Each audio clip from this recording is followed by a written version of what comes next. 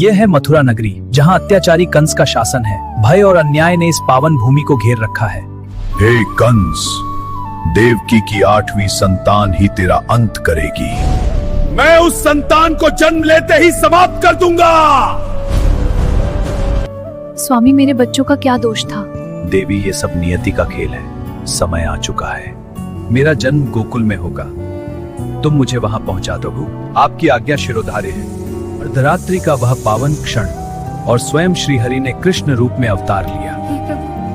तुम भय मत करो, देवकी धर्म की रक्षा हेतु ही श्री हरि ने अवतार लिया है। यमुना उफान पर थी, पर जैसे ही वसुदेव आगे बढ़े, जल स्वयं मार्ग देने लगा। शेषनाग ने अपने फनों से बालक की रक्षा की। हे प्रभु, आपकी रक्षा करना मेरा कर्तव्य है। वसुदेव शिशु कृष्ण को टोकरी में रखकर यमुना की ओर चले।